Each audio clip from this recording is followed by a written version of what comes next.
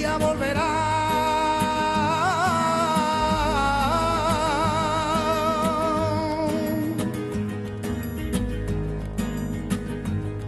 Triste pena, ya dejemos ya.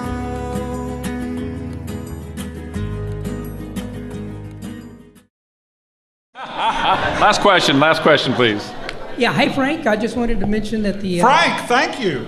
Don't worry, you're next. I was trying to get out of the way. You apparently no, are that the the Alamo de Paras company, whom my grandfather was with in 1803. I just wanted to mention that it was mentioned on a couple of occasions today, and I just thought I'd bring it up that my great grandfather was a soldado stationed with la Segunda Compañía Volante del Alamo de Paras. And Dr. Hardin, I've created a monster. Yes. You mentioned in your book that 80% of the combatants in the Texas Revolution, with all due respect, sir, you call them illegal rebels. So, was it a revolution or was it an invasion? Did I say that? Yes, sir. It's in your book. Which one? Texan Idiot. I called them. 80% of the combatants in the Texas Revolution were illegal rebels. I call them rebels. They were rebelling against. Yeah, but if it's 80% of the combatants, then that's not a revolution. That's an invasion. Who's invading whom? Well, to name a few, the Kentucky Long Rifles, the Georgia Battalion, the New Orleans Grays, the Tennessee Volunteers, to name a few. Yeah. Well, they had been invited. Can I get a round of applause for both our speakers here? You know, San Antonio, we've been bringing you guys a lot of really good information. And that was some of the work Mr. Ariano had did at the State Board of Education. But I wanted to do this announcement. He's also on, not only running for the State Board of Education, he's on our Tricentennial Committee. This is another one of those invaders. You know, he came here a year and a half ago from Austin, Texas, and he's made some really great strides for our mission here as far as raising that flag for our Texas independence. But here on April 7th, from 11 to 3, here at the Governor's Palace, just next door, the Battle of Medina Historical Society and Ateneo de San Antonio? Yes. Uh-huh. That is a group of historians from the University of Mexico. And they're going to be sponsoring the celebration of the founding of the first Texas Republic. Now, this was April 6, 1813. They declared it was the McGee Expedition, which Gutierrez McGee Expedition, which was the Republic of the North, which is the Republic of Texas today, and they declared Texas independence. And they also wrote the Constitution on April 17th, 1813. And we have that. If anybody would like a copy of it, you can contact myself and contact Dan. But we're going to have copies for you there at the event. And we want the city, the state, and to come and honor not just the Tejanos, not just the Republic of the North, as far as the Republic of Texas today, but also the indigenous people that joined and pledged and fought in that battle. On April 1st, 1830, San Antonio was surrendered to the Republican Army of the North, and on April 6th, President Bernardo Gutierrez de Uribe would have the first written declaration of independence. On April 17th, de Lara would announce the first Texas Constitution. This was the first attempt by the citizens of Texas to free themselves from bondage under the Spanish rule. And I think I told you, as far as what we had said about the territorio coming to our land, to say that these are vacant lands. So they wanted to claim as to this doctrine of discovery and what we're dealing with today. But this is all going to happen here at the Governor's Palace Saturday at 11 a.m. And Dan, you want to give them a little bit more information about why you're running for the State Board of Education? Well, you know, the history of our ancestors has been for too long been ignored, concealed, and in some cases outright distorted. And I think that it's time that we taught our children the true story of Texas, not the myths, the legends, or the fairy tales. And as you and I know, one of the biggest fairy tales of them all is the story of the Texas Revolution. Was it a revolution or was it an invasion? It all depends on who wrote the story, right? To the victors goes the right to write the history. But in most cases, they grandize the portion that they played in the founding of Texas and demean everybody else, including the Tejanos, the Native Americans, as if they didn't even exist. You know, and all that's now futated in 2010. I think you did that submittal was probably one of the greatest game changers about these myths. But let you watch this myth here of this Dr. Harding. Slavery was part of the toxic stew that led to war, but not the principal ingredient. Randolph B. Campbell, who literally wrote the book on Texas slavery, should have the last word. The immediate cause of the conflict was the political instability of Mexico and the implications of Santana's centralist regime for Texas.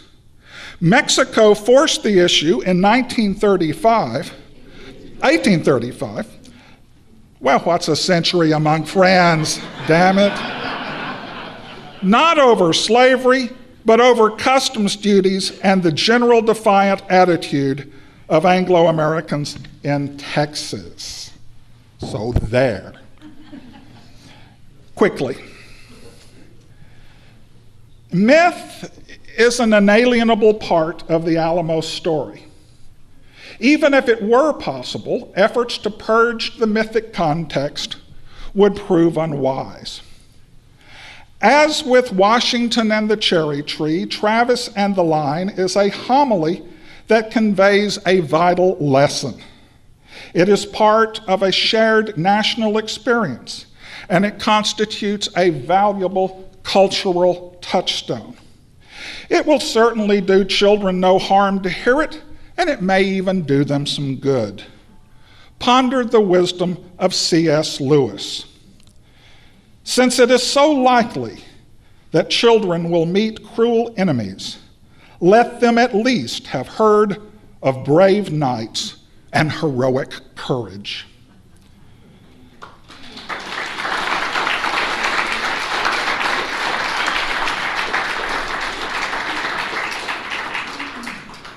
Understand and appreciate the myths. Understand and appreciate the historical reality. But please graze them in different pastures. Hazards arise for both individuals and societies, not when they treasure national myths, but when they begin to mistake those myths for history. Just ask the Germans. Myth reflects history. It does not verify it. The warped image it provides is that of a funhouse mirror, one that reveals more about the modes and motives of the people who devised and continue to embrace the folklore. Nevertheless, when one strips away the layers of legend and fabrication, what is left is still grandly heroic.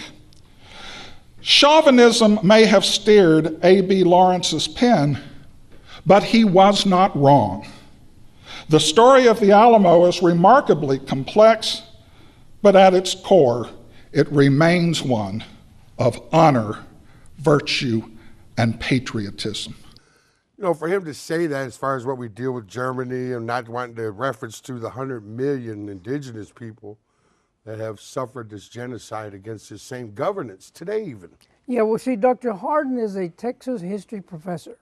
And he and I have gone, even though we're good friends, he and I have gone round and round about the Texas Revolution. He says it was a revolution, and I say it was an invasion. If he in his book, The Texan Iliad, he says that 80% of the combatants in the Texas Revolution were illegal rebels. Now, Dr. Felix Almaraz, our own Texas history professor right here in San Antonio, says about that same group that they were soldiers of fortune. So there goes that myth.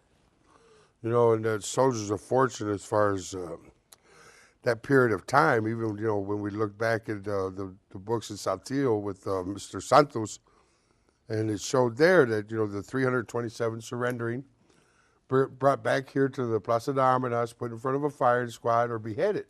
Well, now, but it didn't happen all at once. They locked up about 400 Tejanos. This was after the Battle of Medina. 400 Tejanos were crammed into a little house so tight that 17 of them would suffocate in the scorching heat of the night. The following day, they took out 30, executed them, beheaded numerous, and then 10 a day were shot until the number reached 327. And that being done, and not reference to that was Lieutenant Santa Anna. Yeah, a he part of was the fire he squad. was a lieutenant. Now, if he was in charge of the firing squad, that's new to me. But I do know that he was here and he did fight in the Battle of Medina, but he was 19 years Well, I think old. it's not whether what part of it, but to know that he was here He was during here, that yes, period. of course. And now that's being taught, we have it in the curriculum. And we have the Mexican American Studies coming up Friday. And you said you're going to be attending. What is it that you're going to attest to as far as you're going to speak, I'll right? probably say the same thing I'm saying now, that the history of our ancestors has been ignored. We have been marginalized. We do not exist. The story of our ancestors does not fit into the Anglo-Saxon narrative. That's why we have been marginalized. And you know, it seems like all these, I don't know what you call these gluttons. I mean, myself, I call them gluttons. Is what Anate had said years ago as far as they're not going to stop until they've taken all of our land. And now even the argument over this asset, they're calling our burial grounds of our people an asset instead of what we had acknowledged and had all agreed upon back in 1994, that these burial grounds here at Mission San Antonio Valero are never to be touched. But for some reason, a new group has invaded, again, another invasion, over wanting to take and not acknowledge that there's indigenous people buried at Mission San Antonio de Valero.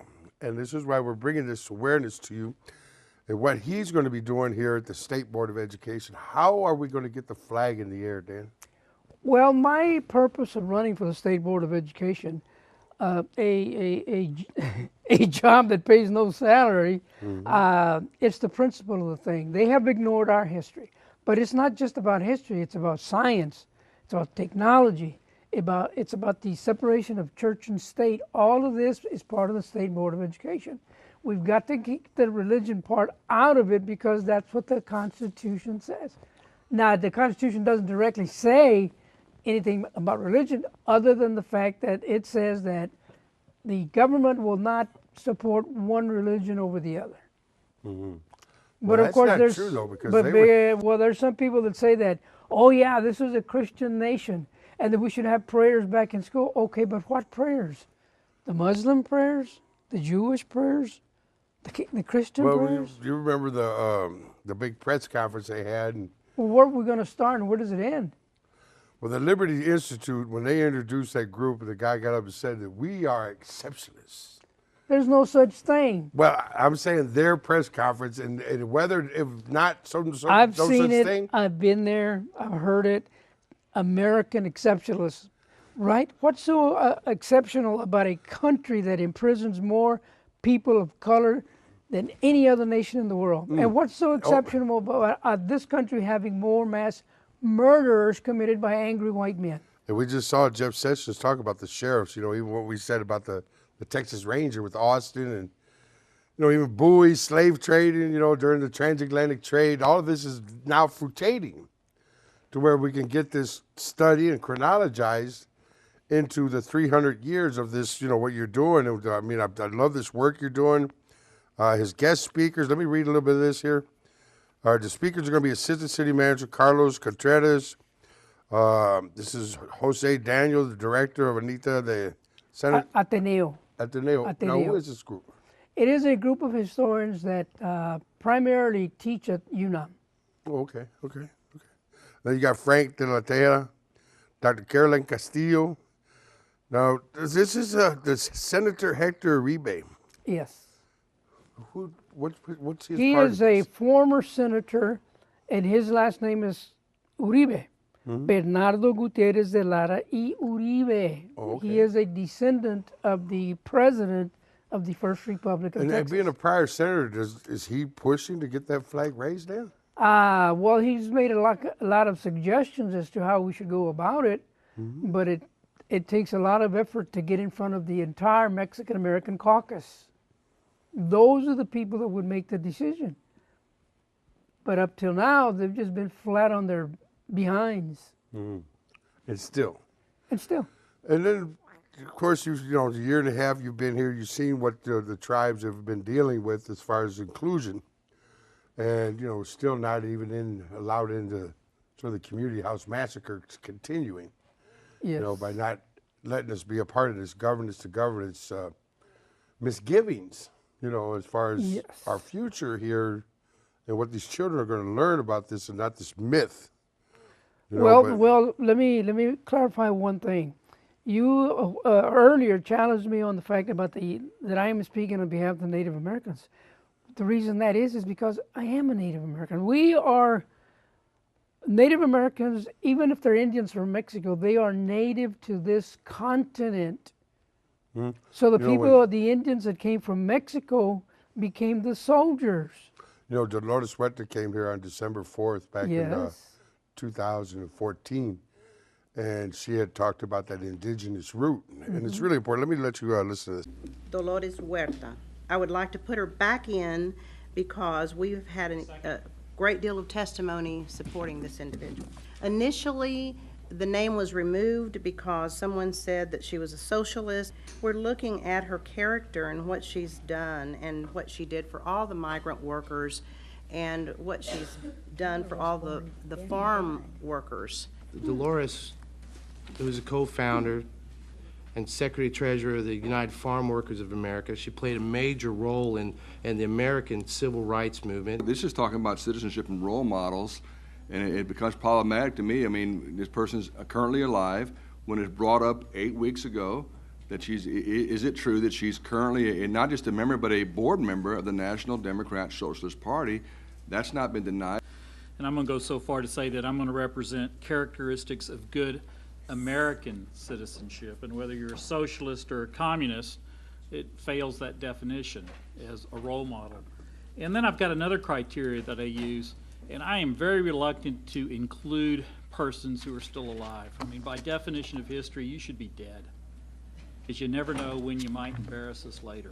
You're talking about a real hero for a number of students and parents. She made a great contribution for the labor movement, not a communist movement, a labor movement, workers' right. I do think that the word socialist, I know that word socialist would not come up that's not the reason. I think that some people are opposed to Dolores Huerta, even though that's been made to be the reason.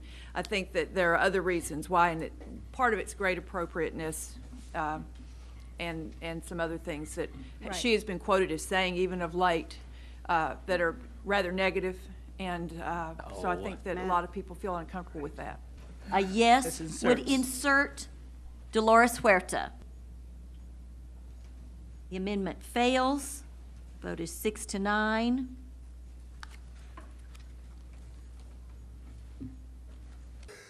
That being in even what you had said when President Obama was giving her, and yet we have the state Medal board, of Freedom, yes. and the state board is doing. It was ironic, wasn't it? She taking was being removed from the curriculum using the excuse that she was not worthy of being taught to our children. But at the same time, she was in Washington, D.C. being awarded the Medal of Freedom by the President, Barack Obama. And that being part of still the fight today. Right now, 2018, and even in our city, you know, the mayor not accepting what the tribes have asked to be protected. You know, we had 80 remains there in Santa Rosa that did get reburied, but we still don't have them acknowledging that desecration is going to continue with your master plan. And now we have the General Land Office, Mr. Bush, and also Mr. Jerry Patterson seems to have joined this race. And I like some of the points he was making in the article yesterday. as far as this re-imaging that has to have the transparency that they didn't have even when the Daughters of the Republic, the Alamo chapter, did that concert with Phil Collins and misappropriated the $950,000 that they had to void out. That ended up costing taxpayers $150 million. But we were curious because we were told it wasn't why as to they had to give up the management of the Alamo. Did you know anything about that, Dan? Of course, it was all over the state. But let me make one point here perfectly clear.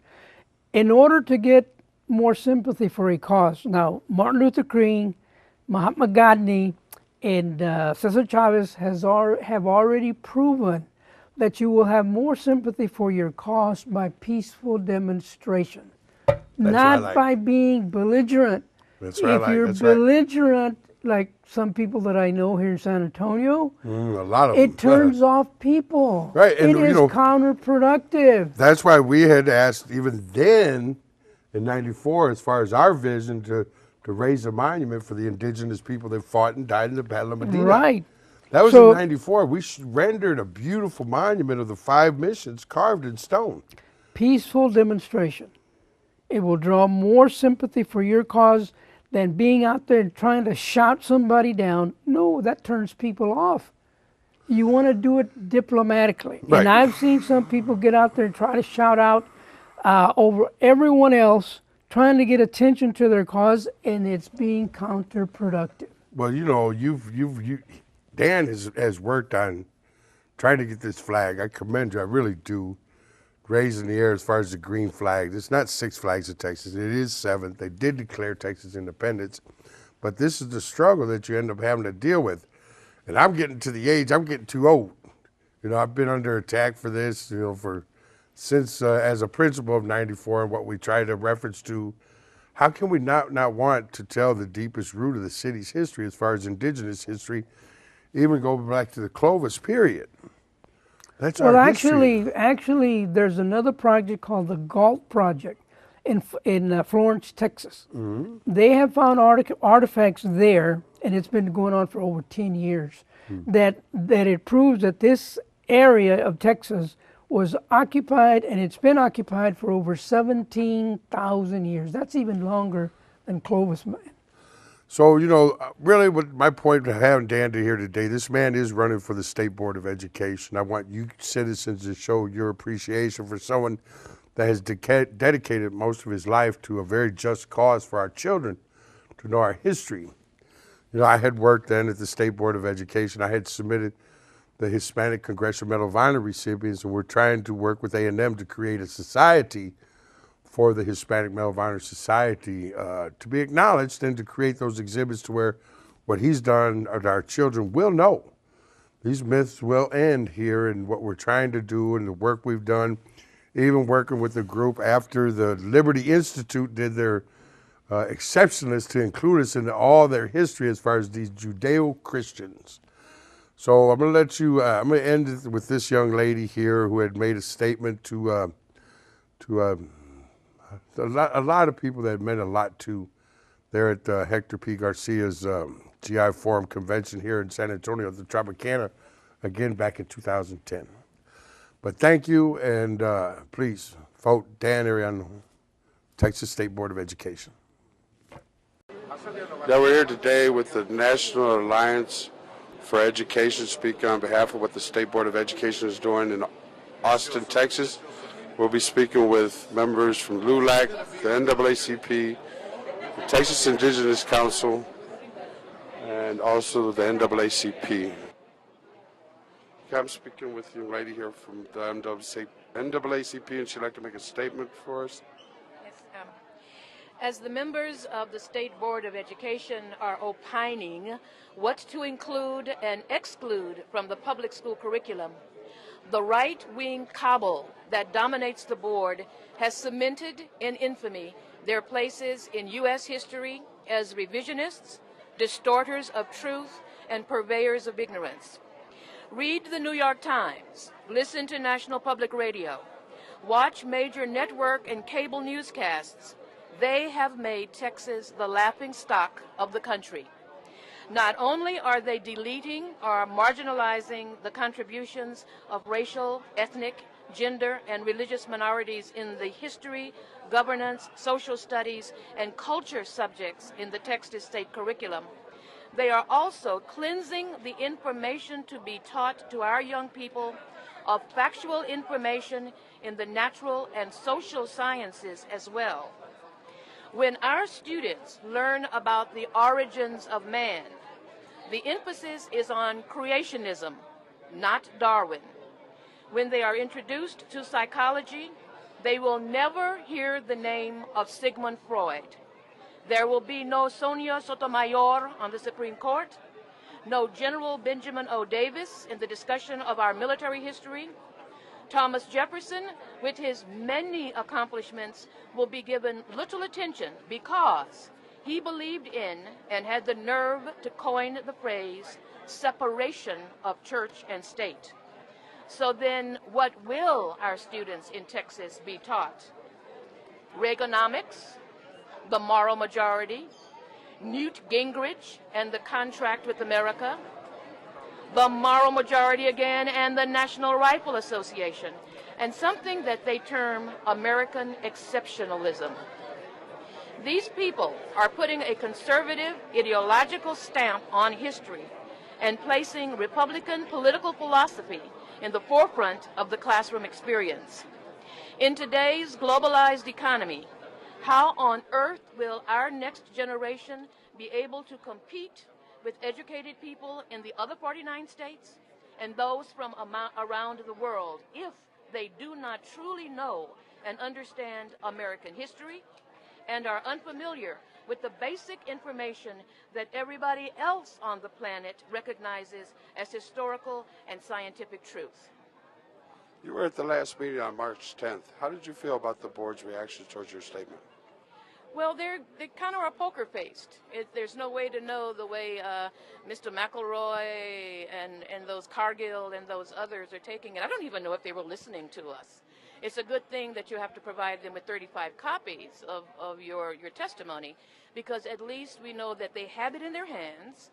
It will make it into somebody and on the staff level's intelligence, and perhaps when we go back in May, we will see some of the things that all of us brought to the forefront included in the revisions to the text. Am I optimistic that that's happening? No. These people do not care that they're spreading ignorance. They simply want their agenda to be at the forefront of the textbooks that will be in our country for perhaps the next 10 years. Some of the Democrats had walked out of the last meeting. I'm not real sure what date it was. Do you know anything about that? No, but I'm glad they did. I'm glad somebody has one conscience and courage. Because if you look at American history and citizenship, that is what made us great. That is what makes America free and a place where everybody can develop themselves to the best of their ability. For somebody to sit there and to listen to what they were offering would be unconscionable. And I'm proud of those 5 Democrats who stayed and listened at the earlier meeting and gave everybody a chance to speak their voice. And I'm proud of those who will, I hope, vote against these unconscionable changes that they want to make to the TEKS. Thank you.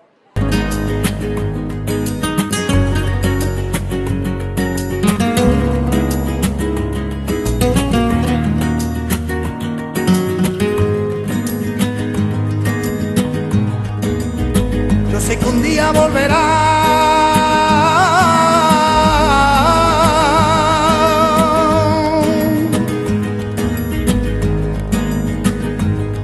Triste pena, ya dejemos ya.